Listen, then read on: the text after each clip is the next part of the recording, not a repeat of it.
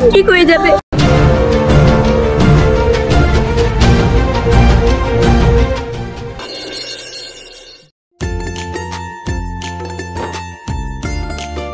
আসিয়া দাঁড়াও। আসসালামু আলাইকুম ম্যাম। ওয়ালাইকুম আসসালাম। তোমার সম্পর্কে একটা কথা শুনেছি, সেই কথাটা কি সত্যি? হ্যাঁ ম্যাম, সত্যি কথা। আমি মা হতে চলেছি। কিন্তু কাজটা কি তুমি ঠিক করছো? কেন ম্যাম, কি সমস্যা? আমি তো একজন নারী, আমি মা হতে চলেছি, তাতে সমস্যা কিসের?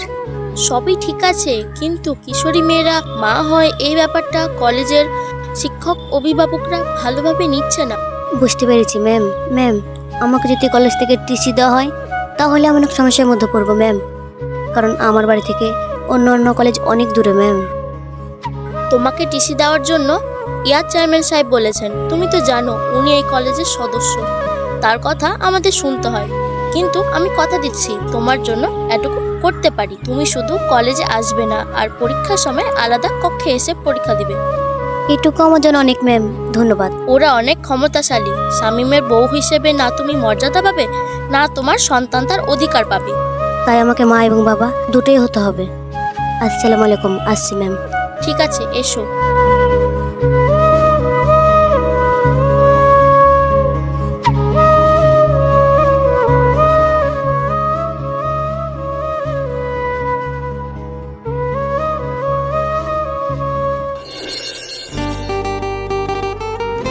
বালিগ্রাম থেকে যে পরিবারটা আমাদের গ্রামে পালিয়ে এসছে না, তাদেরকে তোরা চিনিস? চিনবো না কেন? তামিম চাচার পরিবারের কথা বলছিস তো? ওদের কথাই বলছি। কেন, কি হয়েছে ওদের? কেন, তুই জানিস না ওই বাড়ির আসিয়া মেয়েটার কথা? না রে, কি হয়েছে? তাছাড়া আসিয়া তো খুব ভালো মেয়ে। ভালো না ছাই, নোংরা একটা মেয়ে। কবে কবে তলে তলে সম্পর্ক রেখেছে, আর এখন শুনছি নাকি পেটে বাচ্চা এসছে। ছি, এত নোংরা মেয়ে! ওই মেয়েকে তো গলায় দড়ি দিয়ে মরা উচিত। তাছাড়া ওই মেয়েকে এখন কে বিয়ে করবে? ওকে দেখে তো মনে হয় না যে এত নোংরা মেয়ে আবার তলে তলে এত দূর। মেয়ে তো না, মেয়ের নামে কলঙ্ক। এই, এরা কোন মেয়ের কথা বলছে রে?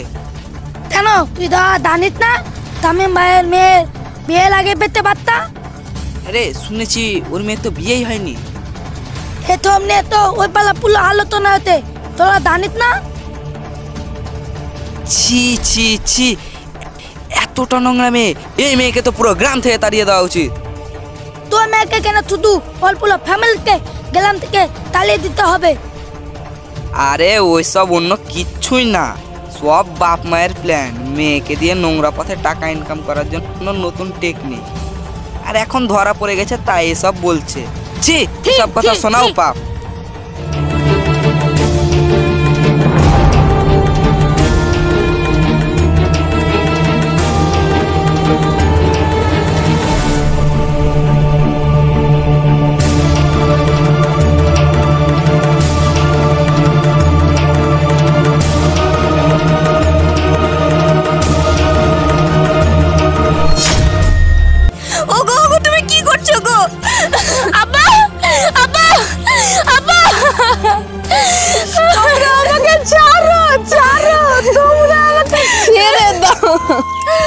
তুমি কি কাজ করছো গো?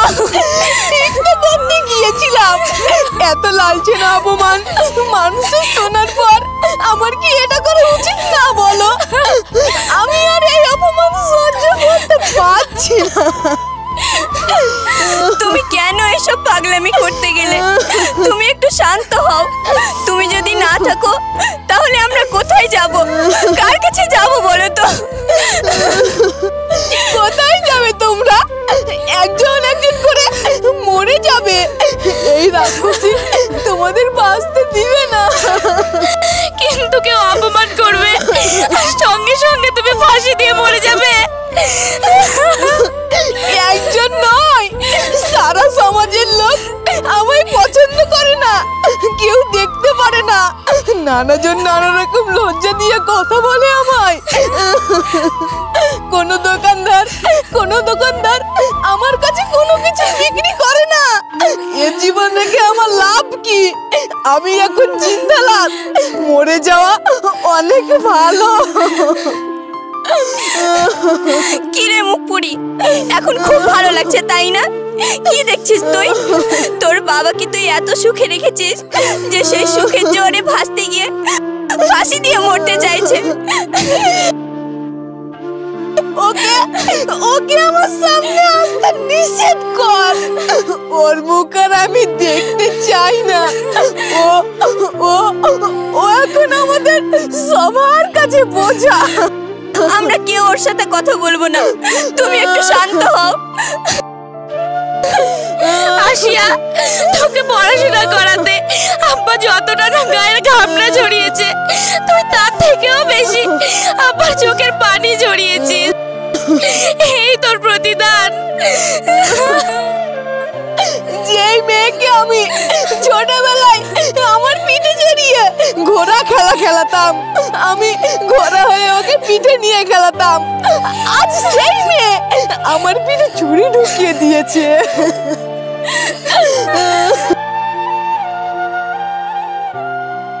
ছি ছি ছি, তুই হলি আমার একটা নিকৃষ্ট সন্তান।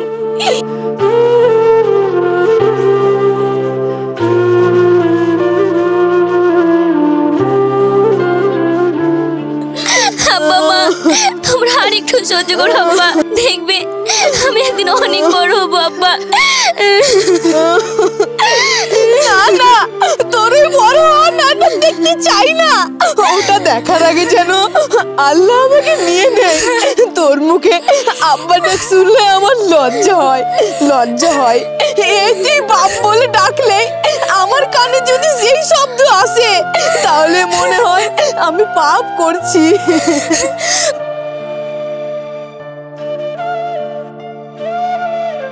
এমন একটা সন্তান আমি পেটে ধরেছি, এটি আমার ভাবতেও অবাক লাগছে। আগে যদি জানতাম না তাহলে আমি তোকে এতিমখানায় দিয়ে দিতাম। তোর জেদের কারণে মা হবি হ, কিন্তু তুই যদি আমার মাকে বিধবা আর আমাকে এতিম বানাস তাহলে তোকে আমি জ্যান্ত মাটিতে পুঁতে ফেলবো।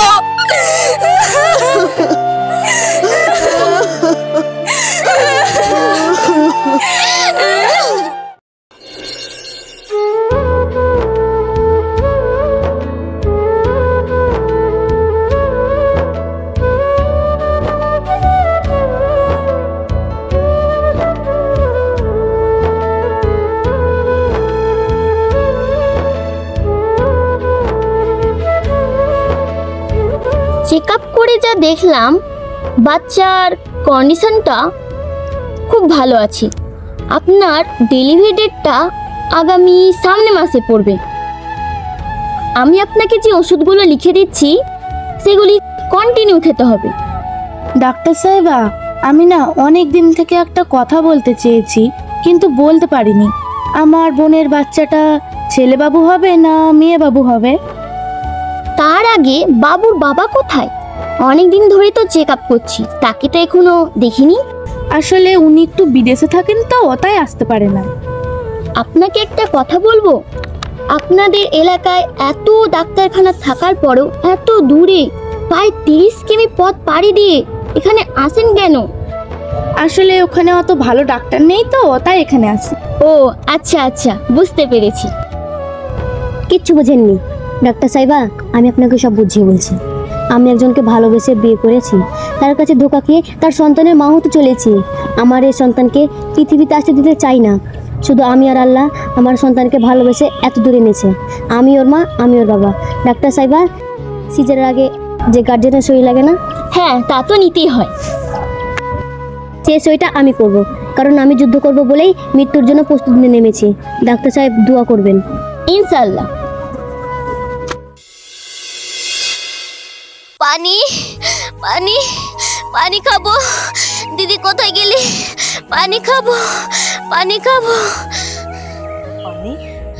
পানি খাবো। দিদি কোথায় গেলি রে? পানি দে, পানি খাবো।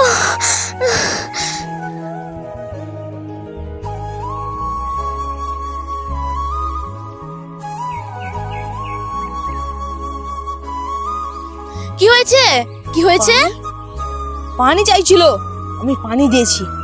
একজন মানুষ চোখের সামনে পানি পানি করে মরে যাবে, সেটা তো আমি মেনে নিতে পারবো না।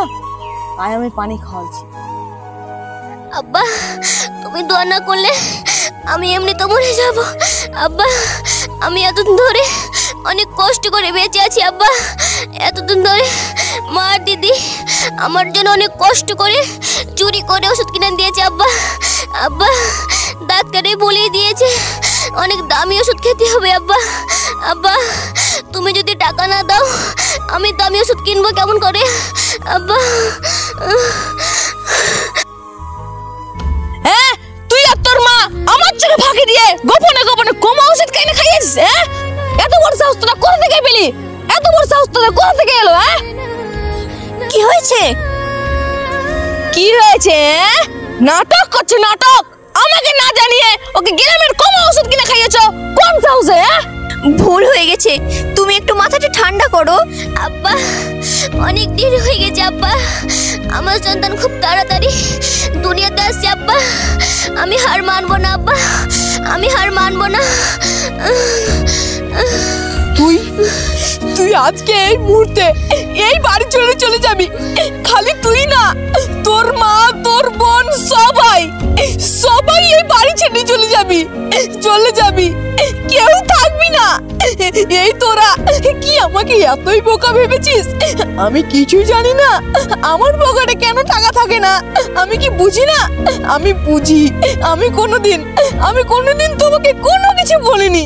আমি জানি কেন তুমি আমার পকেট থেকে টাকা নিয়েছো। আব্বা মারে, তোর উপরে আমি অনেক অন্যায় করেছি, তোকে বকাঝকা করেছি, তোকে অনেক গালমন্দ করেছি। তুই আমাকে ক্ষমা করে দিস। আসলে তোরা দুই বোন আমার কলিজার টুকরো। তোদের বিপদের সময় আমরা বাবা মা তোর পাশে না থেকে থাকতে পারি মা? আশির বাবা, তুমি আমার আশাকে মেনে নিয়েছো? হ্যাঁ, আমি মানসিকভাবে আমি অনেক আগেই মেনে নিয়েছি। যখন দেখছি তুমি আর শুভশ্রী দুজনেই মেনে নিয়েছো, আমি তখনই মেনে নিয়েছি। কিন্তু তোমরা গোপনে গোপনে যে তাকে সাহায্য করেছো তা আমি অনেক আগেই দেখেছি। আব্বা আমি তো আমার জীবন যুদ্ধে অর্ধেকখানি জয় করে ফেলেছি। আব্বা খালি তোমরা সবাই দোয়া করো যাতে আমি আমার সন্তানের অধিকারের জন্য লড়াই করে যেতে পারি। আব্বা মা আমার পেটে খুব ব্যথা হচ্ছে। মা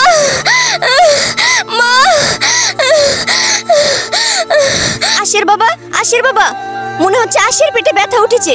তাড়াতাড়ি হসপিটালে নিয়ে যেতে হবে। তুমি তাড়াতাড়ি গাড়ি নিয়ে এসো। আব্বা একটা কথা শুনে যাও। আব্বা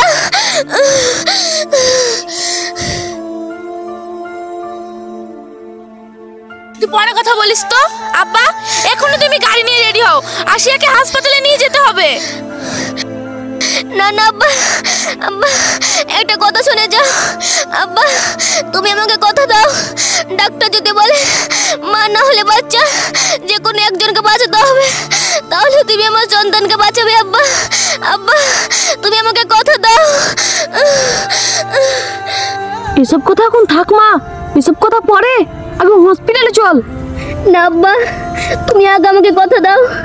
তুমি আমার জানের বিনিময়ে তুমি আমার সন্তানকে বাঁচাবে। আব্বা তুমি আগে আমাকে কথা দাও। ঠিক আছে, কথা দিলাম। আব্বা আমার অনেক খুশি লাগছে। আব্বা তুমি আমার জন্য দোয়া করবে।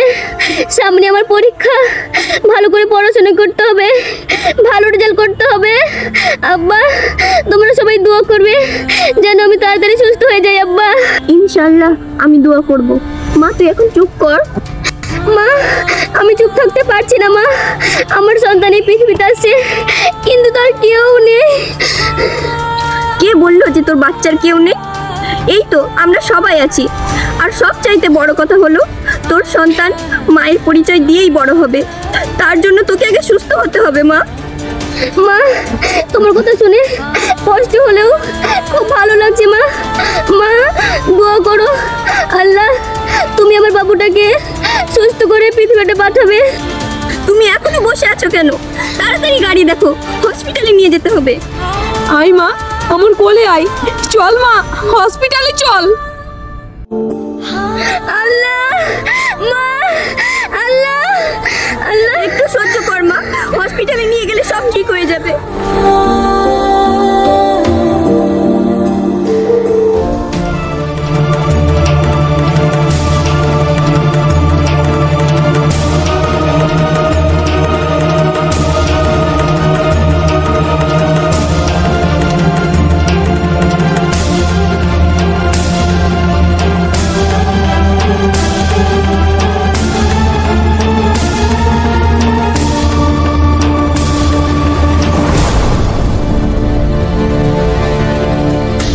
দাঁড়াও ভাই দাঁড়াও, আমার মেয়েকে একটু হসপিটাল নিয়ে চলো, আমার মেয়ের বাচ্চা হবে।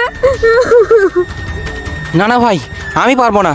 ইয়ার চেয়ারম্যানের কড়া নির্দেশ, আপনাদের পরিবারে যদি কাউকে নিয়ে গাড়িতে, তাহলে আমাদের পরিবারকে সব শেষ করে দিবে। আমি পারবো না। আমি কেন, এই রাস্তার কোনো গাড়িওয়ালাই আপনাদেরকে সহযোগিতা করবে না।